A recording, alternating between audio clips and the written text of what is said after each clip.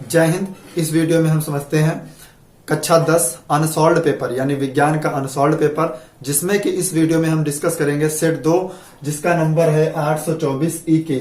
और पिछली वीडियो में हमने आप लोगों को सेट 1 हल करवा दिए थे। आप लोगों ने वीडियो नहीं देखी तो उसका लिंक डिस्क्रिप्शन बॉक्स में है, आप वहां से वीडियो देख लीजिए। तो पहले हम शुरू करेंगे खंड आ, यानी इस वीडियो में हम आप लोगों को बहुविकल्पीय प्रश्न बताएंगे।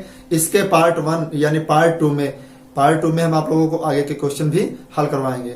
ओके, तो यानी खंड आ क्या कह रहा है, बहुविकल्पीय प्रश्न। जितने भी बहुविकल्पीय आएंगे हम आप लोगों को एक ही वीडियो में कंप्लीट करके कवर करके बता देंगे। तो पहला क्वेश्चन देखते हैं। तो पहला क्वेश्चन आपकी स्क्रीन पर आप देख लीजिए। कहा है किसी वस्तु का वास्तविक एवं बड़ा प्रतिबिंब बनाने के लिए उसे अवतल दर्पण की किस स्थिति में रखना होगा। यानी वस्तु का वास्तविक और बड़ा प्रतिबिंब बनाने के लिए उसे अवतल दर्पण की किस स्थिति में रखना होगा। तो पहला जो ऑप्शन दिया आप पढ़ लीजिए सामने। पहला ऑप्शन दिया है वक्रता केंद्र सी पर, पहला ऑप्शन वक्रता केंद्र सी पर, और बी ऑप्शन दिया है आपका वक्रता केंद्र सी और फोकस बिंदु एफ के बीच में, और सी जो ऑप्शन दिया है वो दर्पण के ध्रुव पी पर। फिर डी ऑप्शन आपका दिया है दर्पण के ध्रुव पी और फोकस बिंदु एफ के बीच। तो इसका जो राइट आंसर होगा वो आंसर होगा आपका बी सही, यानी पहले का बी पार्ट सही होगा, जिसका आंसर होगा वक्रता केंद्र सी, वक्रता केंद्र सी और फोकस बिंदु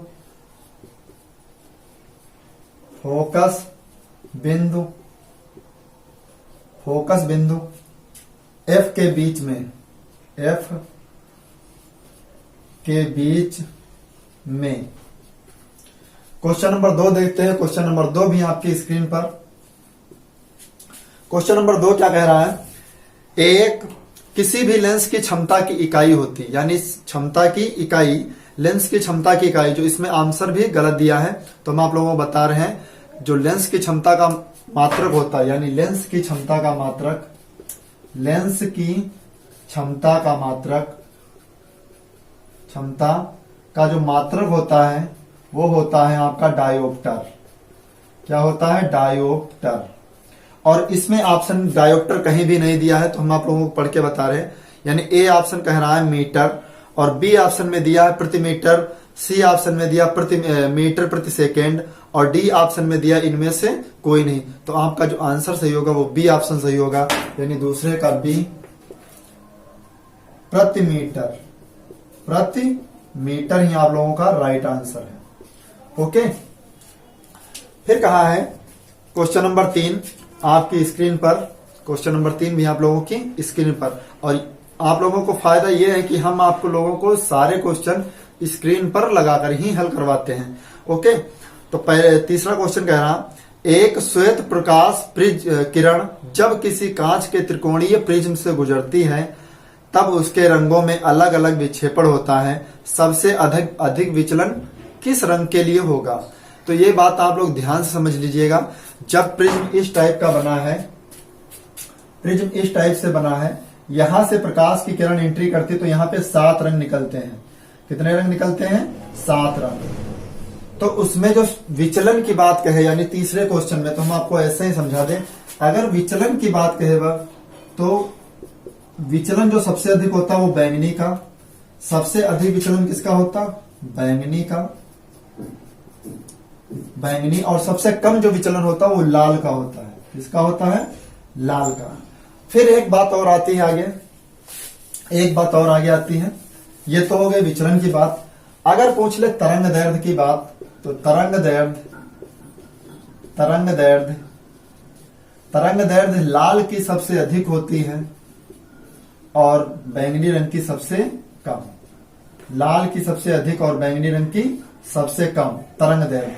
और इसका जो विचलन होता है वो जस्ट अपोजिट होता है। विचलन बैंगनी का अधिक होता है और लाल का कम होता है। तो यहाँ पे तरंग दैर्ध्य के मात्रक भी बता दे। तरंग दैर्ध्य का जो प्रतीक होता है वो होता है लैम्डा। क्या होता है, लैम्डा। ओके, तो यहाँ पे जो ऑप्शन दिया है आपका, तो इसमें दिया है, पहला ऑप्शन दिया है लाल, बी ऑप्शन दिया है पीला, और सी ऑप्शन दिया आप लोगों का हरा। डी ऑप्शन दिया बैंगनी, तो यानी कि तीसरे का जो आंसर सही होगा वो बैंगनी रंग, यानी ऑप्शन डी इसका राइट आंसर। तो बैंगनी रंग तीसरे का, डी ऑप्शन बैंगनी ही इसका राइट आंसर है। ओके, क्वेश्चन नंबर 4 देखते हैं।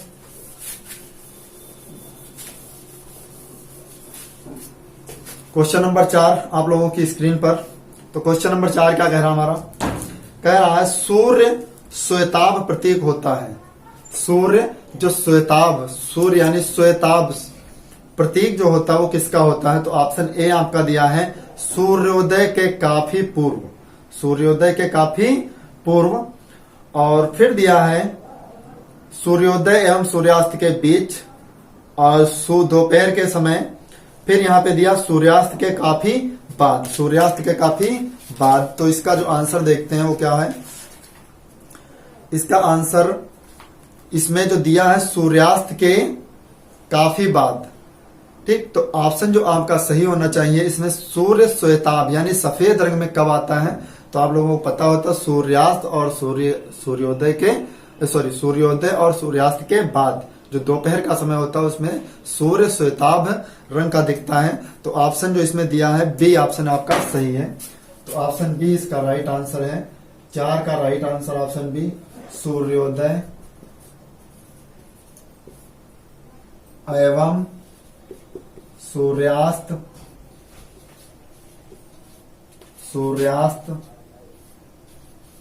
के बीच, सूर्योदय एवं सूर्यास्त के बीच, यही आपका राइट आंसर है। फिर क्वेश्चन नंबर 5 आपकी स्क्रीन पर। क्वेश्चन नंबर 5 हम आप लोगों को सारे क्वेश्चन पढ़कर सुना रहे हैं। तो क्वेश्चन नंबर 5 क्या कह रहा है? किसी विद्युत चालक का प्रतिरोध, किसी विद्युत चालक का प्रतिरोध निम्नलिखित में किस बात पर निर्भर नहीं करता है?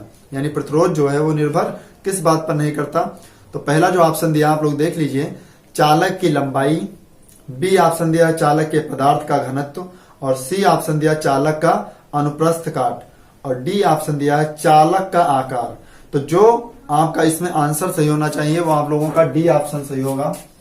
5वें का डी ऑप्शन, चालक के आकार, चालक का आकार, चालक का आकार। तो विद्युत चालक का जो विद्युत प्रतिरोध होता है वो चालक के आकार पर कोई निर्भर नहीं करता। ठीक है। फिर क्वेश्चन नंबर 6 कह रहा है, कब 4 विद्युत चालकों का समायोजन बनाने पर उनका जो परिणामी प्रतिरोध है वो न्यूनतम होगा? तो जो 4 कह रहा है कब, फिर से सुनिए, कब 4 विद्युत चालकों का समायोजन बनाने पर उनका परिणामी प्रतिरोध न्यूनतम होगा? तो ऑप्शन जो ए दिया है वो क्या दिया है? सभी को समांतर क्रम में जोड़ा जाए। फिर बी ऑप्शन कह रहा सभी को श्रेणी क्रम में जोड़ा जाए। सी ऑप्शन कह रहा है 1 को श्रेणी क्रम में तथा 3 को समांतर क्रम में। यानी आपके पास 4 दिए हैं, R1, R2, R3, R4। तो इनमें न्यूनतम कब होगा? तो इनमें जो न्यूनतम होगा तो वो होगा समांतर क्रम। 1/R बराबर 1/R1 plus 1/R2 plus 1/R3 plus 1/R4 आपके टीचर ने पढ़ाया होगा। ठीक है। तो जो न्यूनतम जब प्रतिरोध होता है तो वो समांतर क्रम पर ही निर्भर करता है। तो ऑप्शन इसमें जो सही है वो आप लोगों का सही है, ऑप्शन ए ही बिल्कुल राइट आंसर। 6 का ऑप्शन ए बिल्कुल सही है। फिर क्वेश्चन नंबर कह रहा है 7। तो क्वेश्चन नंबर 7 क्या कह रहा है? क्वेश्चन नंबर 7 क्या कह रहा है वो भी आप लोगों की स्क्रीन पर। तो 7 नंबर कह रहा है, एक विद्युत धारावाही चालक के कारण उत्पन्न चुंबकीय क्षेत्र की दिशा ज्ञात करने के लिए, यानी फ्लेमिंग के बाएं हाथ, फ्लेमिंग के दाएं हाथ, दाएं हाथ के अंगूठे का नियम और बाएं हाथ के अंगूठे का नियम आप लोगों ने पढ़ा होगा। नहीं पढ़ा तो यहाँ पे पढ़ लीजिए। तो 7वां जो आंसर है आप लोगों का वो क्वेश्चन है, वो एक विद्युत धारावाही चालक के कारण उत्पन्न चुंबकीय क्षेत्र की दिशा ज्ञात करने के लिए निम्नलिखित में से किस नियम की सहायता लेते हैं? तो पहला जो ऑप्शन दिया है ए, यानी चुंबकीय क्षेत्र की दिशा ज्ञात करने के लिए। तो चुंबकीय क्षेत्र की जो दिशा ज्ञात करते हैं वो किसके द्वारा ज्ञात करते हैं? अंगूठे के द्वारा। ये ध्यान रखना, किस अंगूठे के द्वारा ज्ञात करते हैं वो हम आप लोगों को अभी बता रहे हैं। तो चालक तार के जो दिशा होती है वो अंगूठे पर ही निर्भर करती है। ठीक है। तो पहला ऑप्शन दिया फ्लेमिंग के दाएं हाथ का नियम, फ्लेमिंग के दाएं हाथ का नियम। बी ऑप्शन दिया फ्लेमिंग के बाएं हाथ का नियम। और सी जो ऑप्शन दिया आप लोगों का दाहिने हाथ के अंगूठे का नियम। और डी ऑप्शन दिया ओम का नियम। तो हमने अभी बताया धारावाही चालक की जो दिशा ज्ञात करता है वो करता है दाहिने हाथ के अंगूठे का नियम।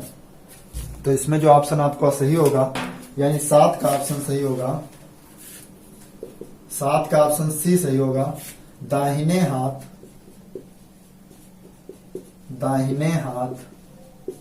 के अंगूठे का नियम, अंगूठे का नियम ऑप्शन बिल्कुल सही है। फिर क्वेश्चन नंबर 8 क्या कह रहा है, ध्यान से देखिए। क्वेश्चन नंबर 8 यानी रसायन विज्ञान से संबंधित प्रश्न है। तो क्वेश्चन नंबर 8 भी आप लोगों की स्क्रीन पर। तो क्वेश्चन क्या कह रहा है, निम्नलिखित में से कौन सी धातु ठंडे जल से हाइड्रोजन गैस निकालती, कौन सी धातु ठंडे जल से हाइड्रोजन गैस निकालती है। तो ए ऑप्शन दिया आपका तांबा और बी ऑप्शन दिया आपका सोना, सी ऑप्शन आपका है पोटेशियम और डी ऑप्शन एल्युमिनियम। तो मेरे भैया जल से जो हाइड्रोजन गैस निकालती है वो पोटेशियम निकालती है। कौन सी गैस निकालती है, पोटेशियम। ऑप्शन बी इसका ऑप्शन सी इसका राइट आंसर है। यानी क्वेश्चन नंबर 8 का C option potassium, potassium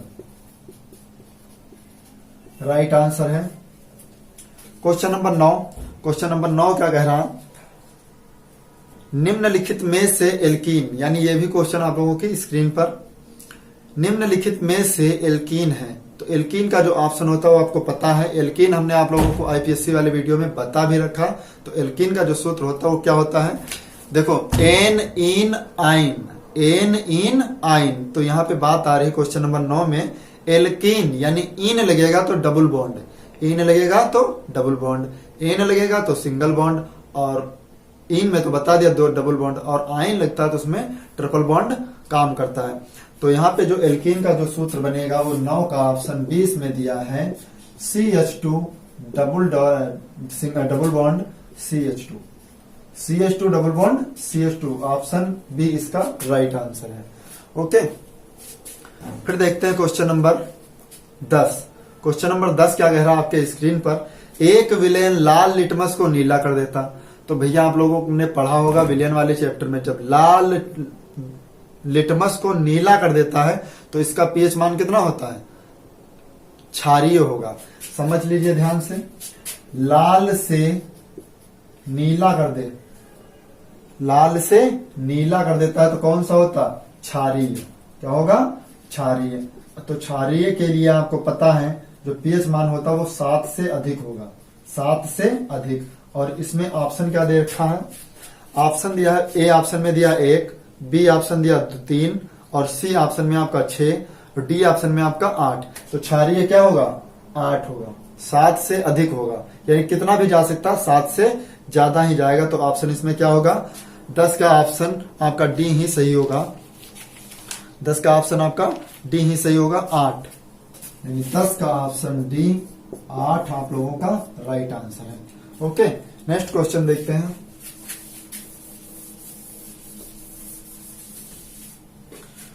question number 11 क्या कह रहा है आपकी स्क्रीन पर, क्लोरीन के अणु में आबंध पाया जाता।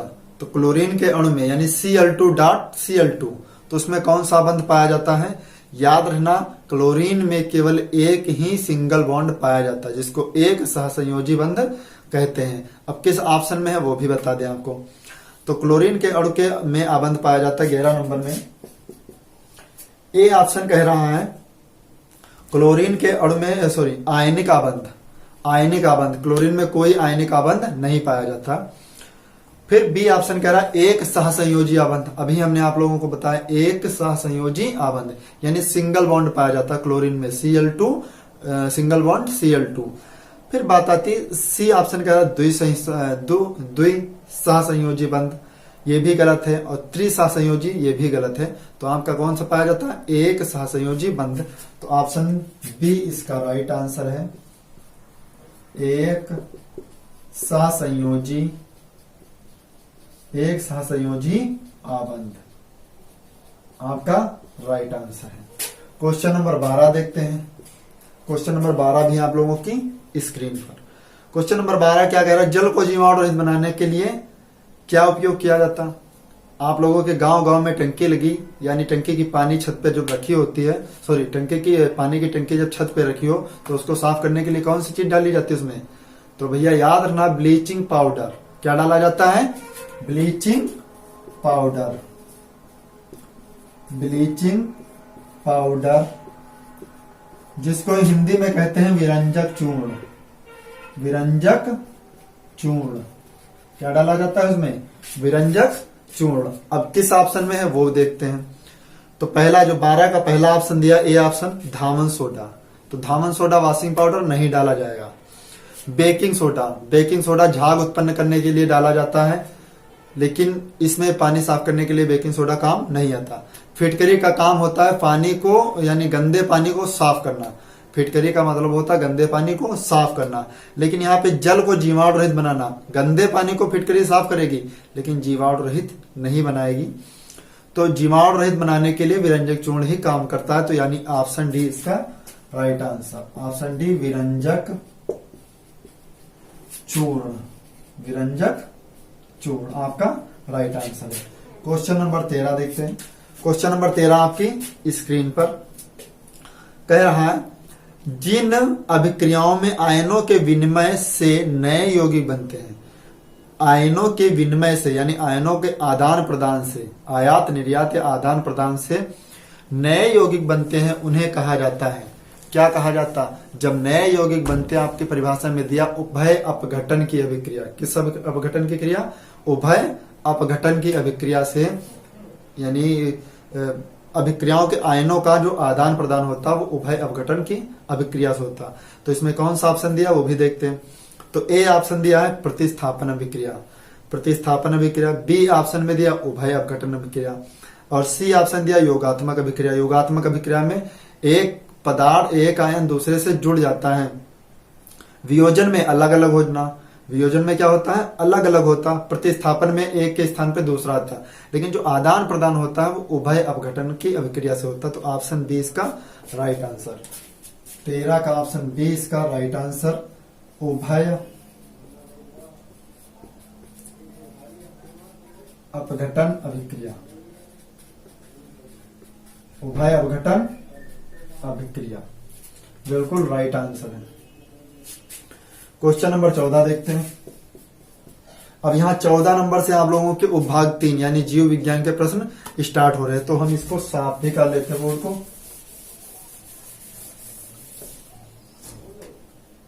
क्वेश्चन नंबर 14 यहां से जीव विज्ञान के प्रश्न है। तो जीव विज्ञान में पहला क्वेश्चन दिया है 14 नंबर आपकी स्क्रीन पर, पादप में जाइलम का कार्य होता है। आपके अध्यापक ने पढ़ाया होगा, पादप में जो जाइलम का कार्य होता है वो क्या कार्य होता है, जाइलम का कार्य होता है जल का परिवहन करना। यानी जड़ में पानी डालेंगे तो वो पत्तियों तक जाएगा, किसके द्वारा जाता है, जाइलम के द्वारा। तो यानी किस ऑप्शन में दिया, पहला ही ऑप्शन सही है। और दूसरा ऑप्शन दिया भोजन का वहन, और तीसरा ऑप्शन दिया है सी ऑप्शन अमीनो अम्ल का वहन, डी ऑप्शन आपका ऑक्सीजन का वहन। तो पादप में जो जाइलम का कार्य होता है वो किसका होता है, जल का परिवहन। जल का परिवहन ऑप्शन ए इसका राइट आंसर है, जल का परिवहन राइट आंसर। क्वेश्चन नंबर 15 देखते हैं। क्वेश्चन नंबर 15 कह रहा, आनुवंशिकता के प्रयोग के लिए मेंडल ने निम्नलिखित में से किस पौधे पर प्रयोग किया। तो यही क्वेश्चन भी कह रहा है किस पौधे का उपयोग किया गया। तो मेंडल ने सबसे पहले किस पौधे पर प्रयोग किया गया था, मटर के पौधे पर। किस पौधे पर, मटर के पौधे पर। यह सेट 1 में भी क्वेश्चन आया था। तो सेट 1 में दिया था किस मटर, यानी 2 ऑप्शन दिए थे, एक मीठी मटर थी और एक उद्यान मटर थी। तो किस मटर पर अपना प्रयोग किया था, तो उद्यान मटर पर अपना प्रयोग किया था। इस बात को आप लोग ध्यान रखना, ठीक है। पिछला सेट 1 जिसका लिंक भी आप लोगों को डिस्क्रिप्शन में दिया है, आप वो वीडियो भी आराम से देख लीजिए, आपको एक एक क्वेश्चन कंप्लीट तरीके से पता होगा। हम आप लोगों से वादा करते हैं आप लोगों के पेपर तक 2023 से 2017 तक सारे सेट हल करवाएंगे एक एक करके। बस एक सेट 2 दिन में आएगा, एक सेट में पार्ट 1 होगा तो दूसरा पार्ट 2 होगा, दोनों एक दूसरे के, आज एक आएगा एक कल आएगा, ठीक है। तो हम आप लोगों को प्रतिदिन वीडियो प्रोवाइड करेंगे। और आप लोग भी अपनी मेहनत से और शिद्दत से मेहनत करते रहिएगा, ठीक है, ताकि आप एग्जाम में सारे क्वेश्चन अच्छे से कवर कर सकें।